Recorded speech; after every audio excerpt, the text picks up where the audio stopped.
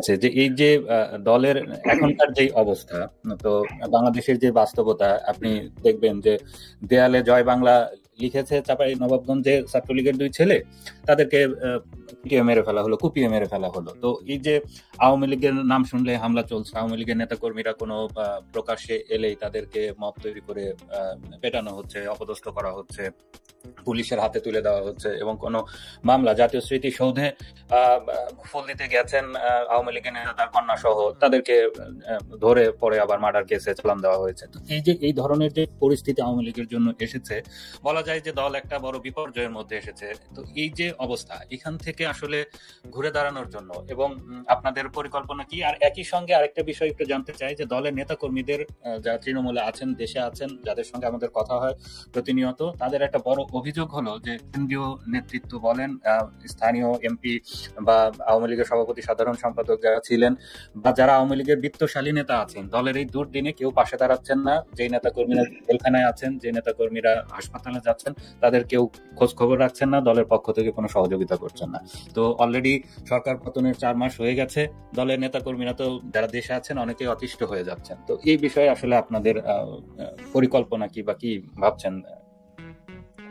আপনার প্রশ্নের প্রথম অংশের উত্তরটা আগে দিয়ে নিই যে আসলে শুধু আওয়ামী লীগ আজকে আক্রান্ত সেটি নয়, অসাম্প্রদায়িক রাজনীতি এবং মুক্তিযুদ্ধের চেতনার পক্ষের চিন্তার সাথে সম্পৃক্ত সকল মানুষ বাংলাদেশে আজকে আক্রান্ত। আওয়ামী লীগের রাজনীতির সাথে যারা আছেন রাজনীতিবিদ, তার বাইরে আপনি বলেন শিক্ষক বলেন, আপনি লেখক বলেন, কবি বলেন, সাহিত্যিক বলেন, আপনি বুদ্ধিজীবী বলেন, এমনকি আপনি নাগরিক সমাজের সদস্য বলেন, প্রফেসর অধ্যাপক বলেন, মানে যারাই মুক্তিযুদ্ধের চেতনাকে বা একটা অসাম্প্রদায়িক রাজনীতিকে ধারণ করেন এবং চিন্তা করেন, সবাইকে আক্রান্ত করা হচ্ছে। মোটা কথা এখন যেটা হয়ে গেছে যে যারা এতদিন মানে বলতো না যে তারা গণতন্ত্র চায়, তারা যে কতটা গণতন্ত্র বিরোধী সেটা কিন্তু আজকে একেবারে পরিষ্কার হয়ে যাচ্ছে। যারা মানবাধিকারের কথা বলতো, মানে কথায় কথা আমাদেরকে দোষ দিত, তারা যে কি পরিমাণ মানবাধিকার বিরোধী, তাদের অবস্থান যে মানবাধিকারের কত দূরে মানবাধিকার থেকে। যারা আইনের শাসনের কথা বলতো, তারা আইনের শাসন থেকে যে কত দূরে। এই যে মিথ্যা মামলা, মার্ডার কেস, কার এগেন্স্টে করা হচ্ছে না, মানে সকল মানে যারাই মুক্তিযুদ্ধের চেতনার পক্ষে সকল ব্যক্তির বিরুদ্ধে, সাংস্কৃতিক কর্মী তাদের বিপক্ষে মার্ডার কেস। কাজে এই যে আইনের শাসন, গণতন্ত্র, মানবাধিকার, তারপরে গণমাধ্যমের স্বাধীনতা, মত প্রকাশের স্বাধীনতা, এইসব যে কথা বলে যারা এতদিন বিভিন্ন ধরনের এই যে আপনার কি বলবো এটাকে লিপ সার্ভিস দিয়ে আসছে এতদিন, এরা যে নিজেরা কি পরিমাণ এগুলোর বিরুদ্ধে সেটা আগেও আমরা জানতাম, যেটা কেউ এগুলোকে বিশ্বাস করে না। আমরা তো জানতাম, এটা আমরা বলে আসতাম সবসময়, কারণ এদের অতীত তো আমাদের দেখা আছে। তো হয়তো গত 15 বছরে যারা বড় হয়ে আপনার প্রাপ্তবয়স্ক হয়েছে, 15 বছর আগে যারা শিশু ছিল বা জন্ম হয়নি, তাদের হয়তো সে অভিজ্ঞতা ছিল না। আজকে তারা দেখুক, আজকে বিশ্বও দেখুক, আজকে তো অনেক কিছু পরিষ্কার হয়ে যাচ্ছে, তাই না? আমরা হয়তো বলেছি, অনেকে মেনে মানতে চাননি, বিশ্বাস করেছেন, করেননি। এখন তো তারা মুখে কি বলেছে, তাদের কর্মের মধ্য দিয়ে তো তার সবকিছু প্রমাণ হয়ে যাচ্ছে।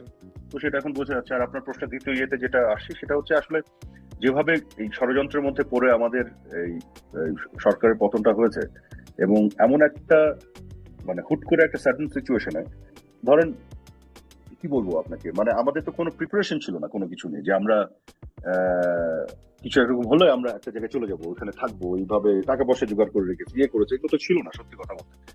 তো এই যেভাবে আপনার জঙ্গিদেরকে ছেড়ে দেওয়া হয়েছে, মানে এবং জঙ্গি নেটওয়ার্কটাকে ব্যবহার করা হয়েছে মুভমেন্টের ভিতরেও, সামনে ছাত্রদের রাখা হয়েছে আর পিছন দিক থেকে জঙ্গিদেরকে যেভাবে ব্যবহার করা হয়েছে, এরাই তো এখন স্বীকার করছে যে এই ধরনের ধ্বংসযোগ্য পুলিশ আক্রমণ এগুলো করা না হলে নাকি বিপ্লব সফল হতো না। এটা তো আমরা যেটা বলেছি এই কথাটা এখন বলছে।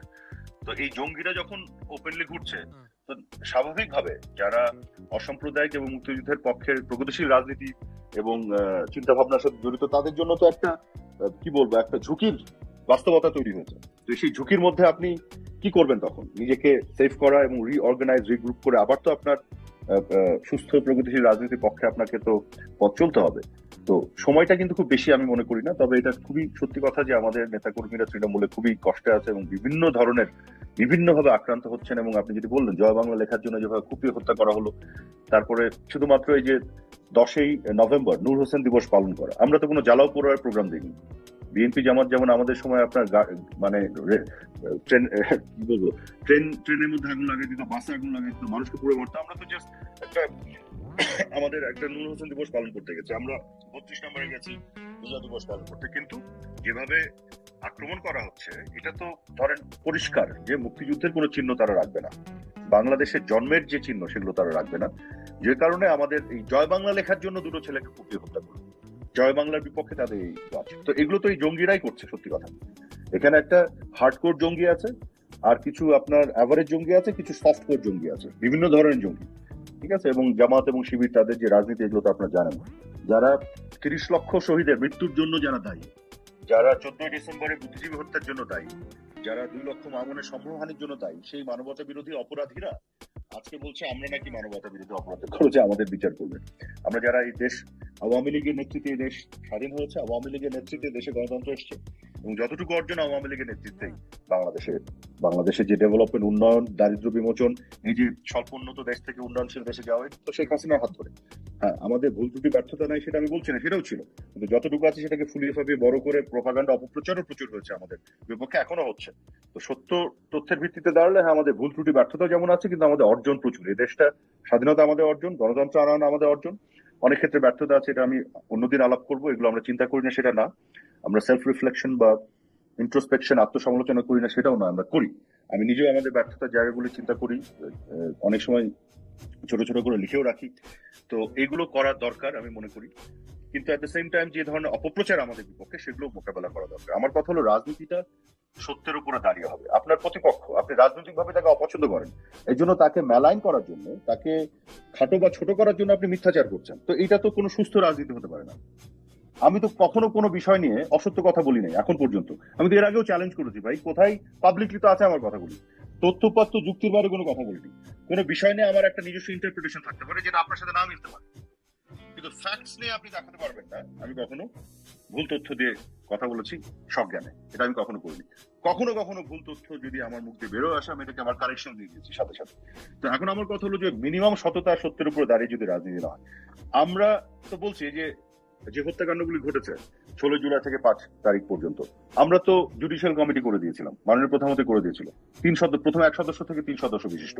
আমরা জাতিসংঘকে ডেকেছিলাম, পৃথিবীর বিভিন্ন দেশের সংস্থাগুলোর সাথে যোগাযোগ করছিলাম, আমি নিজে করছিলাম, যে ফরেন্সিক এক্সপার্ট আনার জন্য, যে সবাইকে ইনভলভ করে এখানে একটা ট্রান্সপারেন্ট তদন্ত করা। সত্যিকার অর্থে আমরা দেখতে চেয়েছিলাম মৃত্যুগুলো যেগুলো হয়েছে, যে ঘটনাগুলি ঘটেছে, এটা একটা নিরপেক্ষ তদন্তকে এবং বিচারে আমরা আনতে চেয়েছিলাম। তো এখন কেন এই বিচারগুলি করা হচ্ছে না? এখন কেন এই তদন্ত কমিশনই করা হলো না? এখন কেন এটাকে রাজনৈতিক প্রতিপক্ষকে ঘায়েলের অস্ত্র হিসেবে ব্যবহার করা হচ্ছে? এই মার্ডার কেস দিয়ে দিয়ে চাঁদাবাজি করা হচ্ছে, বলেন? তাহলে যে পরিবারগুলি যাদেরকে হারিয়েছে 16 থেকে 5 তারিখ পর্যন্ত, তাদের পরিবারগুলোকে তো বিচার আপনি দিচ্ছেন না, এই গভর্নমেন্ট তো দিচ্ছে না, তারা তো এটাকে ব্যবহার করছে রাজনৈতিক অস্ত্র হিসেবে। অনেকে লাশ তো ময়নাতদন্তের জন্য কবর থেকে তুলতেও এরা এখন নিষেধ করছে, সমন্বয়কদের দিক থেকে দাবি জানানো হয়েছে ময়নাতদন্তের জন্য লাশ তোলা না। এক্স্যাক্টলি। আপনি এখন পর্যন্ত আমরা যে তদন্ত কমিশন করেছিলাম, বিচার বিভাগীয় তদন্ত কমিশন, 1 সদস্য থেকে 3 সদস্য, সেটাকে আপনি ভেঙে দিলেন, নিজে একটা করেন নাই। কোন উদ্যোগ আপনি দেখেছেন এখন পর্যন্ত? তাহলে এই যে এই মৃত্যুগুলোকে ব্যবহার করে ক্ষমতা আসা এবং ক্ষমতায় টিকে থাকা, কিন্তু সত্যিকার অর্থে এদের বিচার করার কোনো উদ্যোগ নাই। আপনি আমরা বিবেককে জিজ্ঞেস করে দেখেন, আমরা কিন্তু বিচার করতে দিয়েছিলাম, আমরা কিন্তু কোনো ইন্ডেমনিটি দেইনি। আপনি 5 তারিখের পরে মৃত্যুগুলো মৃত্যু না, আমি তো এখানে ডিসক্রিমিনেট করতে চাই না। প্রত্যেকটা মৃত্যুকে আপনাকে সমানভাবে দেখে, প্রত্যেকটা ক্যাজুয়ালিটি, হতাহতের ঘটনা, তাদের পরিবার, এটা তাদের রাইট, অধিকার বিচার পাওয়া। প্রত্যেকটা, সেটা ছাত্রলীগের, আমাদের যুবলীগের, আওয়ামী লীগের বিভিন্ন সদস্যদেরকে তো হত্যাকাণ্ডের শিকার হয়েছে, 5 তারিখের আগেও তো হয়েছে, পুলিশের সদস্য হত্যাকাণ্ডের শিকার হয়েছে। সেই পরিবারের যারা আছে, তাদের বউ বাচ্চারা, মা বাবারা, তাদের অধিকার নাই তাই বিচার পাওয়ার? তা আমি মনে করি আমার অবস্থান পরিষ্কার, যে যতগুলি হতাহতের ঘটনা ঘটেছে, সে আমাদের দলের সদস্য হোক, বাইরের হোক, আন্দোলনকারী হোক, আমাদের দিকের হোক, পুলিশ হোক, বা 5 তারিখের পরে যে ধরনের ঘটনা ঘটেছে, প্রত্যেকটি ঘটনার সুষ্ঠু এবং ট্রান্সপারেন্ট, ইম্পার্শিয়াল, নিরপেক্ষ তদন্ত করে বিচার হওয়া দরকার। যারাই দায়ী তাদেরকে বিচার সাজা পাওয়া, ন্যায্যতার সাথে না হওয়া দরকার। আর রাজনীতিতে, এই যে রাজনীতিতে বিরোধী পক্ষকে, আমার প্রতিপক্ষকে ঘায়েল করার জন্য অপপ্রচার, মিথ্যাচার, এই জিনিসগুলো ঠিক না। মিনিমাম সততা থাকা দরকার, ন্যায্যতা। যে আমার বিভিন্ন বক্তব্যকে এখনো তো রেকর্ড করা আছে, এগুলো বিকৃত করে কিভাবে অপপ্রচার করেছে। আমি সারাক্ষণ, সবসময়, আমি নিজেও আমার বিভিন্ন পোস্ট গুলো দেখছিলাম টুইটারে 5 তারিখের আগে, সারাক্ষণ ছাত্রদেরকে ডিফেন্ড করে কথা বলেছি আমি। আমার সর্বশেষ টুইটারে আপনি পোস্ট দেখেন 5 তারিখের আগে, আমি বলেছি পুলিশদেরকে আমরা ইনস্ট্রাকশন দিয়েছি কোনোভাবে যেন ছাত্রদের হ্যারাস করা না হয়, গ্রেফতার করা না হয়, কোনোভাবে যাতে করা না হয়। প্রত্যেকটা বক্তব্যে বলেছি এইসব ধ্বংসযজ্ঞ হচ্ছে, এটা তো চোখের সামনে হয়েছে, এটা তো আমরা বক্তব্য দিচ্ছি না। আপনার যে বিডিবিকে আক্রমণ করা হয়েছে, যতগুলি কেপিআই পৃথিবীর অন্য দেশে এগুলো কি মানে যদি আক্রমণ করা হতো তারা কি ধরনের অ্যাকশন নিত? কিন্তু আমি কি বলেছি, এগুলো ছাত্ররা করেনি, ছাত্ররা এগুলো করতে পারে না, এগুলো সন্ত্রাসীরা করছেন। আমি বলেছি তৃতীয় পক্ষের কথা, যারা এটা তো প্রমাণিত। জেল ব্রেক হলো, জেল থেকে আপনি 800 কয়েদি বের করে নিয়ে চলে গেলেন, এত জঙ্গি বের করে নিয়ে চলে গেলেন, আপনি অস্ত্র লুট করলেন। এটা কি আন্দোলনের অংশ হিসেবে সাধারণ ছাত্রদের কাজ?